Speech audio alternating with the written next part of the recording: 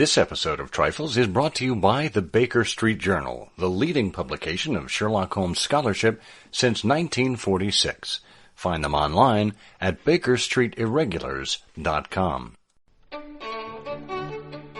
Welcome to Trifles, a weekly podcast about the Sherlock Holmes stories. It is, of course, a trifle, but there is nothing so important as trifles. Yes, there were men that were dancing, creeping, and crooked, but there are so many other details to pick apart in the stories. Pray, be precise as to details. You know the plots, but what about the minutiae? What's a tantalus? Or a gasogene? And what's the difference between a hansom cab and a four-wheeler? You are very inquisitive, Mr. Holmes. It is my business to know what other people don't know. Scott Monty and Burt Wolder will have the answers to these questions and more in Trifles. The game's afoot. Episode 237, The Evolution of Sherlock Holmes. Well, hello there, and welcome to Trifles, the Sherlock Holmes podcast where we look at some of the details in the Sherlock Holmes stories. I'm Scott Monty. I'm Burt Wolder. And Burt, are you a highly evolved individual? I am, but I'm evolving backwards. You're devolving. I'm devolving. That's exactly right. I've stopped evolving. I revolved briefly, and now I am devolving. I'm thinking seriously about tar pits. Wow. The La Brea tar pits? Well, okay. There may be some locally. The problem is when you go to Google Maps and you put in tar pits, you get very strange things. That is the pits, indeed. Well, we will be evolving this into an actual show. If you stay with us, this show can be referenced by going to our show notes at ihose.co/trifles237, all lowercase. That'll take you to our website, SherlockHolmesPodcast.com, where you can look for further information. You can share this episode out, right? Tell other people about what you're listening to here and why it matters to you. That would be a great benefit to the show. You can also support us for as little as $1 a month by clicking that Become a Patron button, which goes over to our Patreon site. We occasionally put out little extras for our Patreon supporters, as well as regular trinkets, prizes, thank you gifts for supporting us at a higher level. So check that out and see what works for you. Well, the evolution of Sherlock Holmes. Burt, we talked about this after finishing the last episode, which was Holmes and Lestrade through the years. And we looked at the evolution of their relationship, and I thought you brought up a very good point, looking at the evolution of Sherlock Holmes himself over the course of his career. And as this was your kind of nugget to develop, I want you to handle the setting up of it and get us started in this discussion. It's a simple setup. When Holmes was born, the average life expectancy for a male in England was just about 40 years. And by that measure, Holmes's years of active practice, which began in 1874 with the adventure of the Glorious Scott and ended around 1914 with the case right before the beginning of World War I, his last bow. By that measure, Holmes's career constitutes a lifespan. And so you can step back for a second and say, what can the canon tell us about the ways Holmes' interests changed over that time, the way his tastes, his enthusiasms, his relationships, his reputation, many more things changed during that time, and it struck me as an interesting topic that we might add to the list of revolving topics that we pursue on Trifles. Well, this is fascinating to me because you think about Holmes's origins, and it was really the mid to late Victorian era. By the time we come to the end of the Victorian era, it actually coincided pretty much with the end of Holmes's career. And it was at the same time that the Industrial Revolution probably came to its apex as well. And of course, going into the 20th century, into the Edwardian era, there were even more advances technologically, engineering-wise, sociologically. And it's funny because Holmes, I think it was in the very last story, chronologically, in his last bow, where he accuses Watson of being one fixed point in a changing age. And yet it's Holmes whose methods and whose approach to criminal activity largely remain the same. I mean, there were the same basics there, and he evolved a little bit technologically and even introduced things to the police force. But pretty much everything he did was at its core the same as it was in those early days, wasn't it? Yes, and that's a terrific observation because it puts, you've touched on a point here that's central to the enthusiasm for the cases of Sherlock Holmes all the way back to the beginning. And it's one of the reasons why Vincent Starrett and others have memorialized this interest in.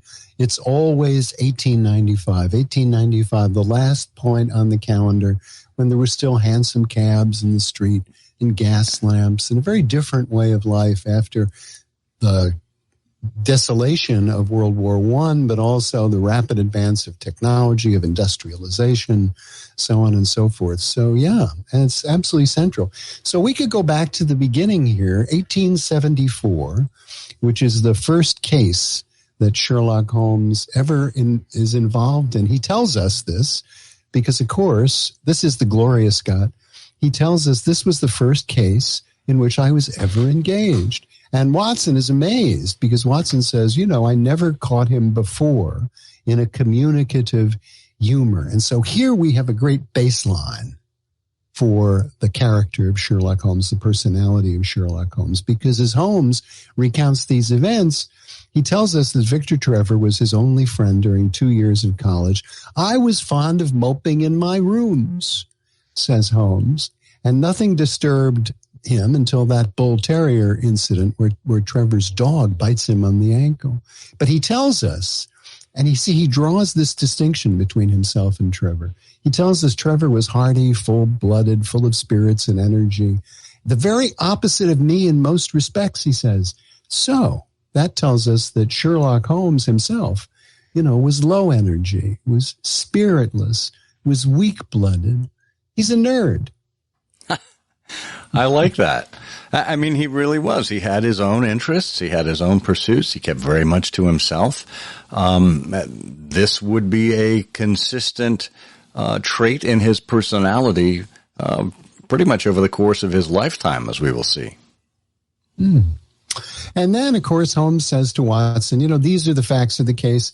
And if they are of any use to your collection, I'm sure they are very heartily at your service, which, as we will find out when you get to the end of the case, is a bit odd in itself, because really the only distinguishing feature of the case is that it happened to be the first one in which he had the glimmering of an idea that this could be a career for him.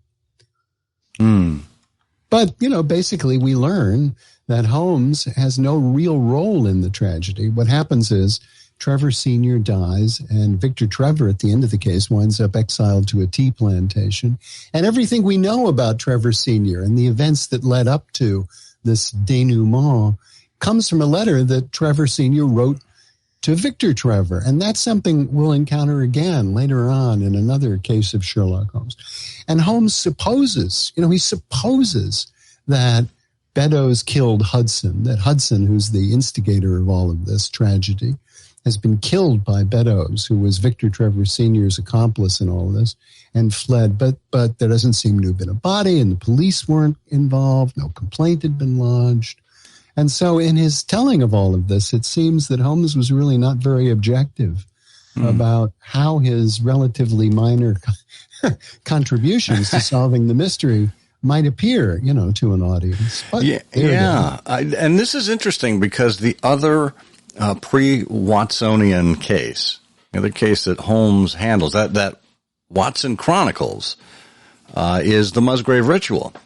And same kind of thing. It's not that there was a letter involved. Obviously, there was the ritual itself that Holmes had to discern. But he showed up after Brunton had already gone missing. And again, had no role in the tragedy himself. It was really just kind of unraveling what happened. Almost a kind of a locked room mystery that was presented to him in a manner of speaking, much the way the Trevor case was in the Gloria Scott. So that, I find that interesting that those two early cases were the germination of Holmes's career, and yet there was nothing active going on. It was simply trying to figure out only after the fact what was happening. Yeah, fascinating. Yeah. Well, we'll take a quick break here. We'll come back. We'll discuss a few more cases about Holmes and his personality as it evolved. Stay with us. You know, it's all well and good to have a subscription to the Baker Street Journal. In fact, the most recent issue just recently came out and is making its way to mailboxes all over the world. But when you're looking for scholarship past rather than present, the easiest way to go about finding that is with the EBSJ. The EBSJ is a PDF archive that provides a complete set of the Baker Street Journal from its inception in 1946 all the way through 2011 on a single DVD in PDF format. That's 276 issues with more than 18,000 pages spanning the old series, the Christmas annuals, and the new series all the way through 2011. Will there be another EBSJ to update us in the last decade? Well, we certainly hope so. What format will it take? Well, that's up to you to find out. But get the EBSJ version 2 on DVD while it's still around. Find it online at BakerStreetIrregulars.com. All right, we're back, continuing the journey through the evolution of Sherlock Holmes. We could obviously go through the entire canon and point out different personality aspects, but this is a 15 to 20 minute show, so we want to keep it brief. Bert, why don't you pick us up where we left off after Watson had chronicled those early cases? Yes. In fact, it's a good thing to point out to our listeners. This is the value of chronology, which drives some Sherlockians crazy or filled with contempt. They don't really. But so we're talking about these cases from a chronological standpoint with a general consensus as to when they occurred in the life of Sherlock Holmes. And so from 1874, we jump almost 10 years to 1883. And to the Speckled Band. Now, Watson tells us that 70 cases have occurred in the interim. 70 cases. 70 cases. So that's quite a caseload. Well, that's it's about 7 cases a year. That would lead to a whole other discussion as to whether that was enough to keep him gainfully employed during that time. But to your point, he was busy. Yeah. He was busy, and you can see in the case he's now become more selective in his clients. Watson tells us that Holmes refuses to associate himself with any case that does not tend toward the unusual, the fantastic. And so we have the arrival of Helen Stoner, and Holmes offers his one of the many wonderful quotations you can associate with Sherlock Holmes. Pray be precise as to details. And, of course, we use this very successfully in some of our introductions. And then, as Helen Stoner reports, Watson says Holmes shook his head like a man who is far from being satisfied. So Holmes has clearly become, in these 10 years, much more adept at collecting, extracting, digging for facts, which was not a fact of his performance prior to this. And then he says there are 1,000 details which I should desire to know before I decide upon our course of action, yet we have not a moment to lose. And then the other great scene that goes on here is after Helen Stoner departs, the menacing Dr. Grimsby Roylott appears, and Holmes is fearless. He's supremely confident. He has no fear of physical injury. So he is hardly the spiritless, weak-blooded, nerdy college fellow of 1874.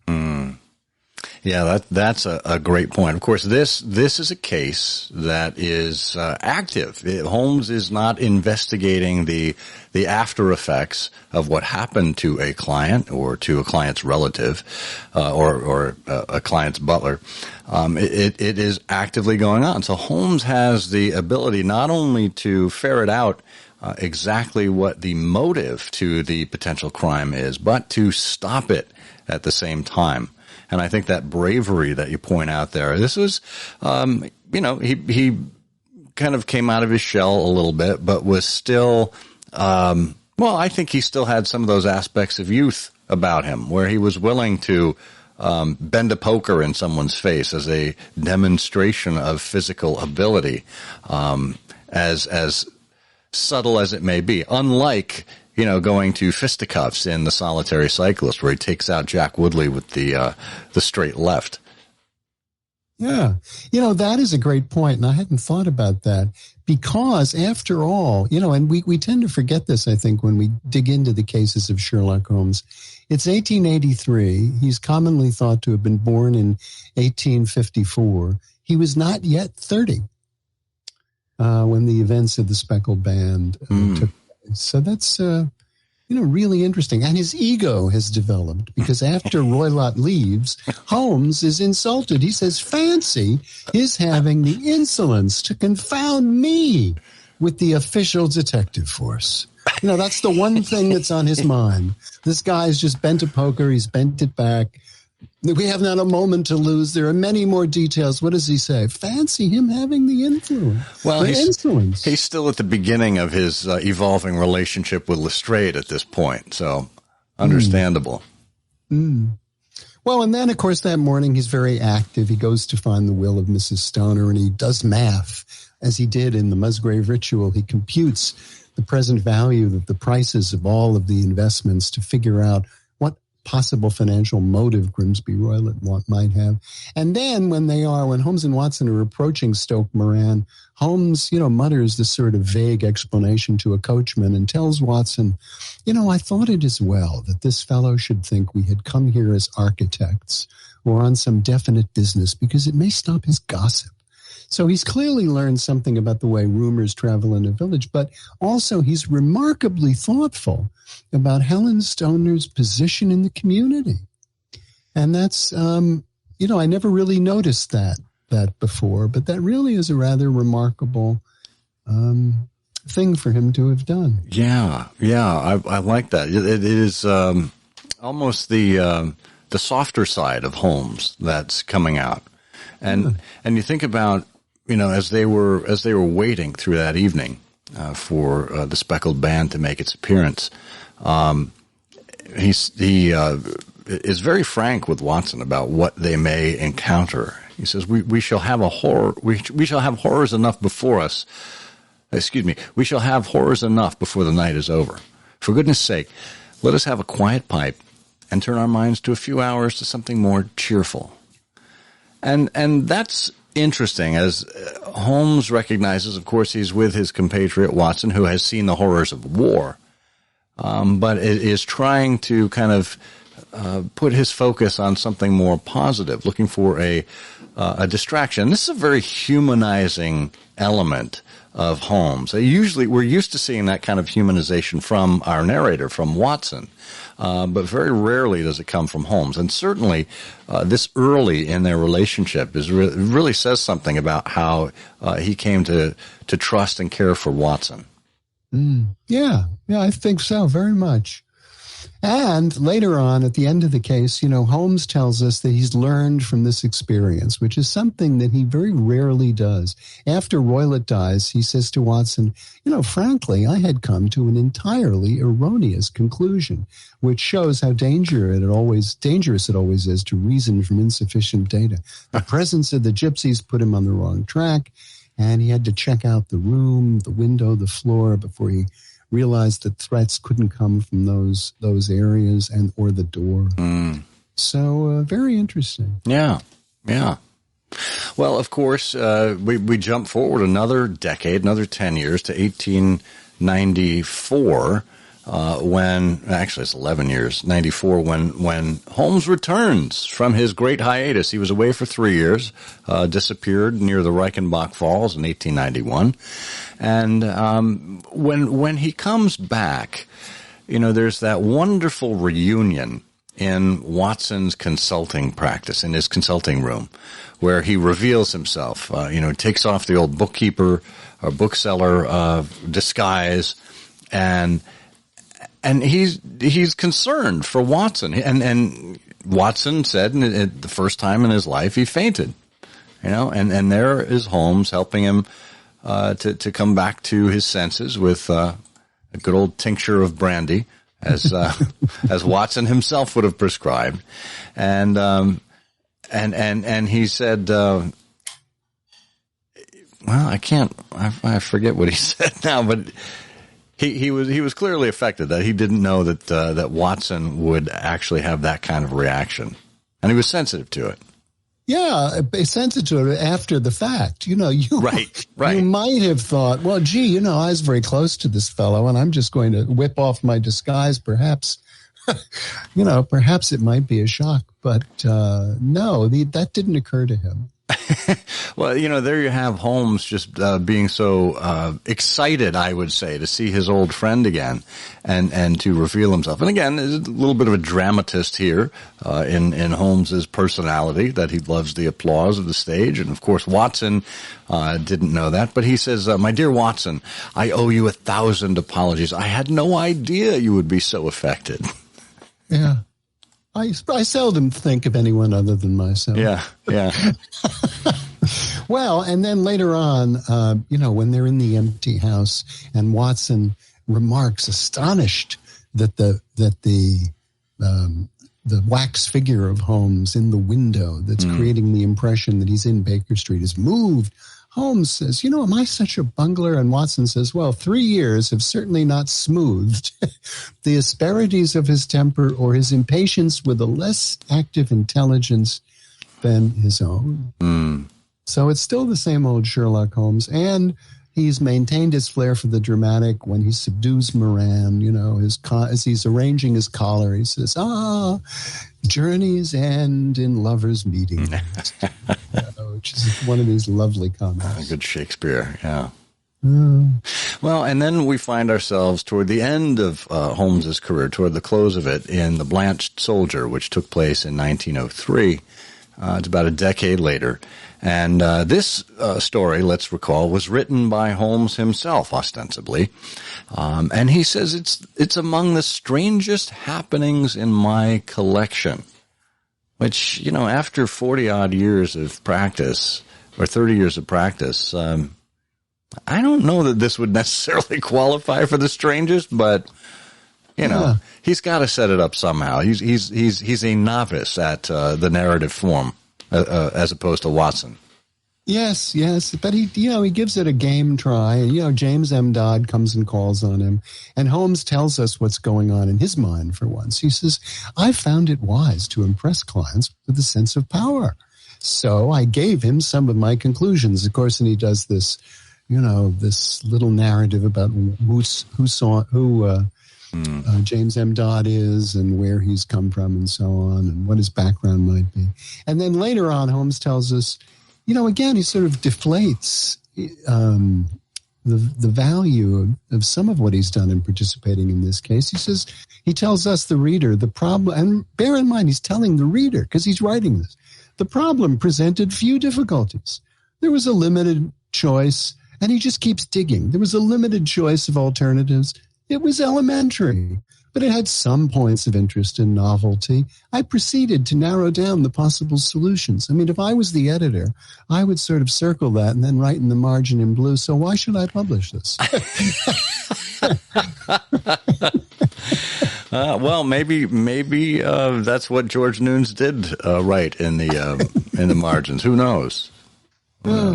Well, and then we learn the case of Godfrey Emsworth, but again, all the details of it come from Godfrey himself. So does that remind you of anything? It's a sort of a flashback to the glorious Scott, in that someone other than Holmes essentially provides all the details. That's fascinating. You know, here we come full circle as Holmes makes his final bow on as a storyteller, really, in The Blanched Soldier. And, you know, he had threatened Watson over the course of the years to publish his own memoirs. And of course, we know when Holmes has written things before, they've largely been in the form of monographs. They haven't been in popular narrative. So I think in this process, he begins to understand the difficulties that a popular storyteller would have in putting some of these cases to paper. And I think he admits as much to Watson in one of them, either this one or The Lion's Mane, that the narrative, in order to sustain the reader's interest, couldn't just be completely straightforward the way that he saw everything. Yeah, interesting. Well, you know, he has learned something. He's learned not to talk past the payoff. And so at the very end of the case, when Godfrey is cleared from the threat of leprosy and his mother faints, Holmes just stops like a railroad train. Boom, done. So he's perhaps matured a bit as a popular storyteller, but I don't know, perhaps not. Well, let's just be glad that he didn't author more than 2 stories himself, because yes, that would have been anything but a trifle. It is, of course, a trifle, but there is nothing so important as trifles. Please join us again next week for another installment of Trifles. Show notes are available on SherlockHolmesPodcast.com. Please subscribe to us on Apple Podcasts and be sure to check out our longer show, I Hear of Sherlock Everywhere, where we interview notable Sherlockians and share news of the Sherlockian world. You've taken my breath away, Mr. Holmes.